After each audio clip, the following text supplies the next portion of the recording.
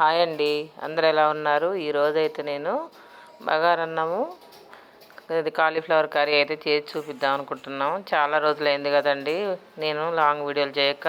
కార్తీక మాసం ఒకటి పూజలు అయ్యాయండి, అందుకే కుదరట్లేదు. ముందుగా అయితే మనము బియ్యాన్ని ముందుగా కడిగి పెట్టుకున్నాము.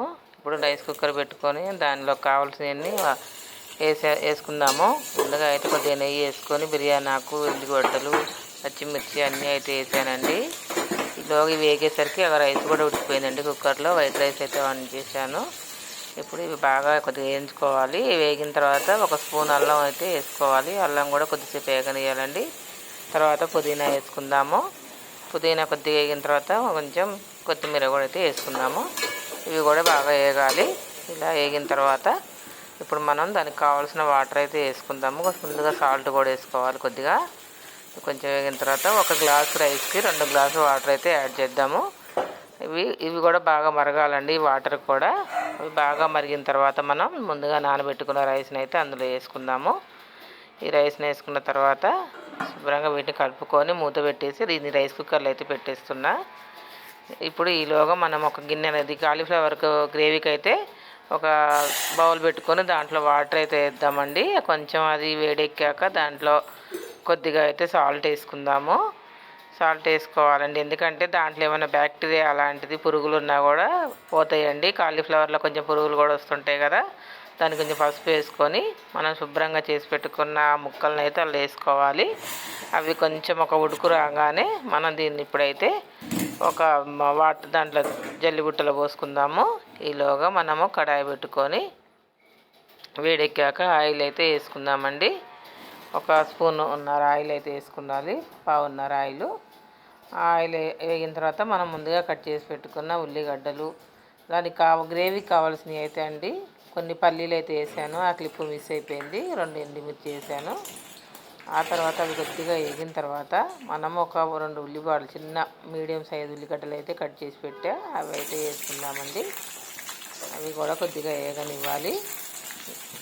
ఆప్షనల్ అండి. పల్లీలు అయితే ఇష్టం లేనివారు వాటిని జీడిపప్పులు కూడా వేసుకోవచ్చు.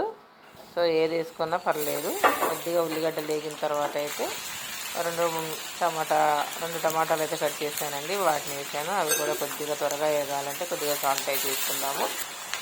ఇవి కూడా కొంచెం త్వరగా మగ్గాలి అంటే కొద్దిగా అల్లం కూడా వేసుకోవాలి. ఇవన్నీ మగ్గనివ్వాలండి, దగ్గరగా కావాలి.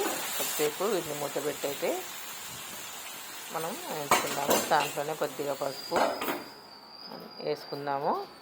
మూత పెట్టేసి ఒక 5 నిమిషాలు అయితే మగ్గనిద్దాము. ఇలా మగ్గిన తర్వాత దాన్ని మనం గ్రేవీ పట్టుకోవడానికి మిక్సర్ జార్లో అయితే వేసుకోవాలి.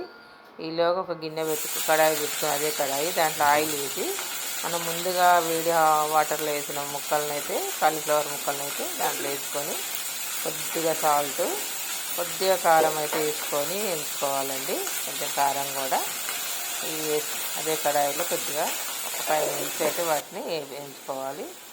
అట్లా వేగిన తర్వాత వాటిని అయితే తీసి మనం పక్కన పెట్టుకోవాలి. ఈ లోపల మనం ఇవి వేగే లోపల మనం ముందుగా వేయించి పెట్టుకున్న టమాటా ఉల్లిగడ్డ ముక్కల్ని పేస్ట్ చేసుకొని వద్దాం మిక్సర్ జార్లో. అలా పేస్ట్ చేసుకొని వచ్చిన తర్వాత ఇప్పుడు మనం ఈలోగా ఈ ముక్కలు వేగిపోతుంటాయి. ఇలా వేగిన ముక్కలను అయితే ఒక గిన్నెలోకి తీసుకోవాలి. ఇలా ఆ లోపల పేస్ట్ కూడా రెడీ అవుతుందండి. మనం ఈ ముక్కలు వేగే లోపల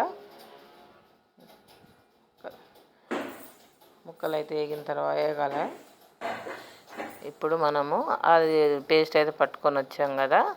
ఇప్పుడు ఈ ముక్కల్ని మనం వేరే బౌల్లోకి తీసుకొని అదే కడాయిలో కొద్దిగా ఆయిల్ అయితే వేసుకుందాము, ఒక పావెడు.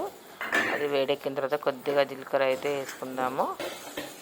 ఆయిల్ వేడెక్కిన జీలకర్ర వేసుకున్న తర్వాత మనం ఇప్పుడు అది మనం పేస్ట్ పట్టుకున్న పేస్ట్ని అయితే అందులో వేసుకుందాము. ఆ గ్రేవీని అది కొద్దిగా పచ్చివాసన పోయేంత వరకు అయితే ఆయిల్లోనే మగ్గనివ్వాలండి. మనము ఆయిల్ అది ఎంత లేకపోతే పచ్చివాసన వస్తుంది. మనం ఇది బాగా మగ్గించుకోవాలి నూనెలోనే. అలా అది వేగుతున్నప్పుడే ఒక 2 పచ్చిమిర్చి, 2 బిర్యానీ ఆకులు అయితే వేసాను మంచి స్మెల్ కోసం. పచ్చిమిర్చి కూడా అందులో ఉడికితే చాలా బాగుంటాయండి. ఇప్పుడు కొద్దిగా కారం, మనకు స్పైసీనెస్ కోసం కొంచెం మనకు ఇష్టం అండి, ఎవరి ఇష్టం వాళ్ళది. అలాగే కొంచెం సాల్ట్ కూడా ఆల్రెడీ మనం గ్రేవీలో వేసుకున్నాం కదా, కొద్దిగా సరిపోతుంది. ఇప్పుడు బాగా కలుపుకొని మనం ముందుగా ఫ్రై చేసుకున్న కాలీఫ్లవర్ ముక్కలను అయితే అదే గ్రేవీలో వేసుకొని బాగా కలుపుకోవాలి. కొంచెం సేపు మూత పెట్టి ఒక 2-3 మినిట్స్ అయితే మగ్గనివ్వాలి. అలా మగ్గుతూనే బాగుంటుందండి. ఇప్పుడు ఇలా మగ్గుతున్నప్పుడు మనం మూత తీసి చూసారా, ఆయిల్ కూడా తేలింది చక్కగా పైకి, అంటే బాగా మగ్గిపోయింది. ఇట్లా ఆయిల్ తేలినంత వరకు ఉంచితేనే పచ్చివాసన పోతుందండి, లేకపోతే గంత టేస్ట్ అయితే ఉండదు. ఇప్పుడు మనం గ్రేవీకి కావాల్సినంత వాటర్, ఇది ముందుగా ఇది గసగసాలు అండి. ఈ గసగసాలు రోట్లో నేను పెట్టాను. గసగసాలు వేస్తే కూడా చాలా బాగుంటుందండి. నాన్ వెజ్ ఇప్పుడు తినరు కదా కార్తీక మాసంలో, ఇలా వెజ్ టేస్ట్ కోసం అయితే వేసుకోవచ్చు. గ్రేవీ కూడా చాలా బాగుంటుంది, రుచిగా ఉంటుంది. ఇప్పుడు మనకు కావాల్సినంత వాటర్ వేసుకున్న తర్వాత అది దగ్గర చూసుకోవాలండి. ఎంత మనకు కావాల్సిన గ్రేవీ చిక్కగా ఉందా పలచగా ఉందా అనేది అయితే చూసుకోవాలి. మరీ పలచగా ఉండొద్దు, మరీ చిక్కగా ఉండొద్దు. ఓకే అండి, బాగుంది, చాలా బాగుంటుంది, చాలా చాలా బాగుంటుంది. మీరు కూడా ట్రై అయితే చేయండి. ఇప్పుడు దీని టేస్ట్ ఎలా ఉందో చెప్తాను. ఈరోజు అయితే చూసారా, ముందుగా అయితే మనం వండుకున్న బగారన్నము రైస్ కుక్కర్లో అయితే పెట్టాను. అలాగే గ్రేవీ, కాలీఫ్లవర్ గ్రేవీ, అలాగే మామిడికాయ చట్నీ. ఈరోజు ఒక్క పొద్దు నాకు, అందుకే నేను చేశాను. వైట్ రైస్, టమాటా చట్నీ, అలాగే కొంచెము పులిహోర గంగర అండి తాలింపు పెట్టుకున్నాను. పులిహోర గంగర ఎప్పుడు రెడీగా ఉంటుంది. ఇప్పుడు నేనైతే పెట్టుకొని ఒక్క పొద్దు పెడతామని అయితే నేను అయితే ఈరోజు భోజనం ప్లేట్లో పెట్టుకున్నాను అండి. ఒక్క పొద్దు అయితే ఇడుస్తున్నాను. ఇప్పుడు నేను తిని మీకు ఎలా ఉందో టేస్ట్ అయితే చెప్తాను. ఓకేనా ఫ్రెండ్స్, మీకైతే ఈ వీడియో కనుక నచ్చుద్దని అనుకుంటున్నాను. నచ్చినట్టయితే లైక్ చేసి, షేర్ చేసి, సబ్స్క్రైబ్ అయితే చేయండి. ఓకేనా ఫ్రెండ్స్, చాలా అంటే చాలా బాగుంటుంది. ఓకేనా అండి, థ్యాంక్ యూ అండి. Okay okay friends, bye.